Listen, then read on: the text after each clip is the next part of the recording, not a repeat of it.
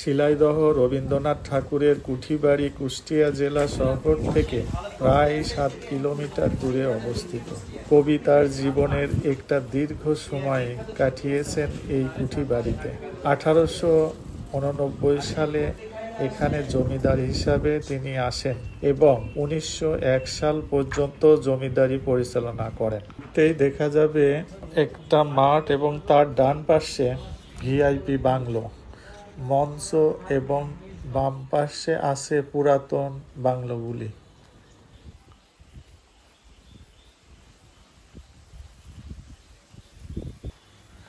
এবার আমরা দেখতে পাচ্ছি ভিতরের গেট।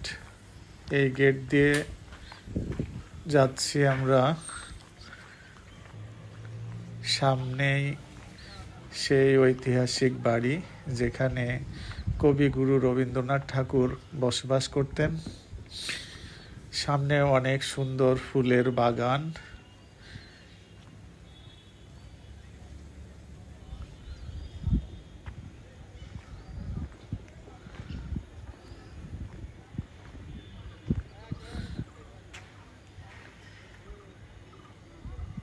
ডান পাশে ছোট মাঠ এবং চতুর্দিক দিয়ে গাছপালা।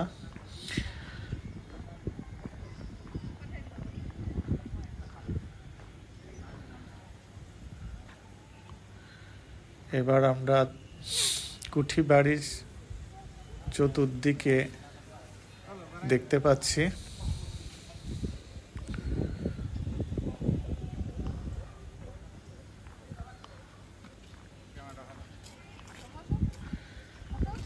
এবার আমরা একবারে ভিতরের শেষ গেট, যে গেট দিয়ে ঢুকলাম আমরা, তারপরেই আছে সেই 3 তলা বিশিষ্ট বাড়ি, যেটি এখন পর্যটন কেন্দ্র। এই পর্যটন কেন্দ্রের এই বাড়িটিতে ভিতরে 18টি কক্ষে কি কি সজ্জিত আছে সেটি আমরা পরবর্তী পর্বে দেখব। অনেক সুন্দর ফুলের বাগান চারিদিকে।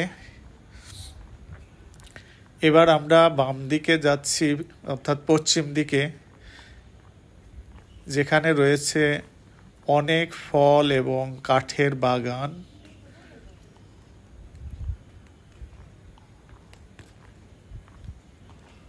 এটি বাড়ির পিছনের দিকটা।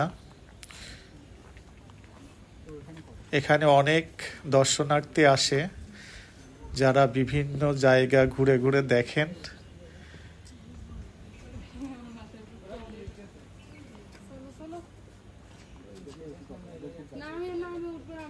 এই বাগানের মধ্যেই সেই ঐতিহাসিক পুকুর। এখন আমরা পুকুরের পাড়ের দিকে যাচ্ছি।